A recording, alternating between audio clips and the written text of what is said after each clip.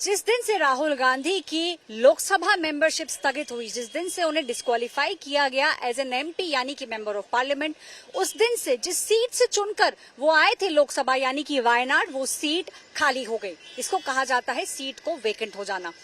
कई बार चुनाव के अंदर अलग अलग कारणों की वजह से कई सारी सीट्स वेकेंट हो जाती हैं, और जब ऐसी सीट्स वेकेंट होती हैं तो जब वहां चुनाव कराए जाते हैं उसको बाईपोल कहा जाता है। तो ये जो बाईपोल है वायनाड का, ये कब होगा, इस पर सभी की निगाहें टिकी हुई हैं, चाहे वो कांग्रेस पार्टी हो चाहे वो भारतीय जनता पार्टी हो।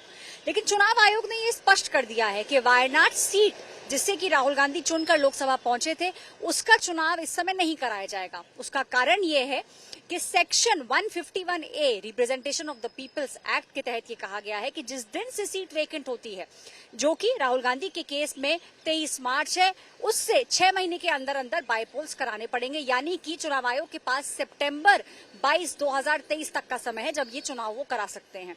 चुनाव आयोग का कहना है कि ट्रायल कोर्ट ने 30 दिन का समय दिया है राहुल गांधी को कि आप जो हमने ऑर्डर दिया है जिसके तहत आप डिस्क्वालीफाई हुए हैं, उसके लिए कोई लीगल रेमेडी निकालिए। उसका इंतजार किया जाएगा और 6 महीने का समय इस समय चुनाव आयोग के पास है ताकि वो उस सीट के ऊपर बाईपोल करा सके।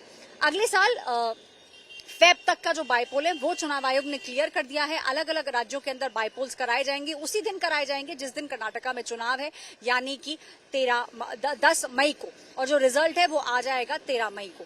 चुनाव आयोग ने स्पष्ट कर दिया है कि कोर्ट का जो 30 दिन का टाइम है तब तक चुनाव आयोग इंतजार करेगा और उसके बाद वायनाड सीट के ऊपर ये डिसीजन लिया जाएगा चुनाव आयोग द्वारा कि उसके ऊपर चुनाव कराना है या नहीं। कैमरा पर्सन अंकित के साथ ऐश्वर्या पालीवाल, चुनाव तक।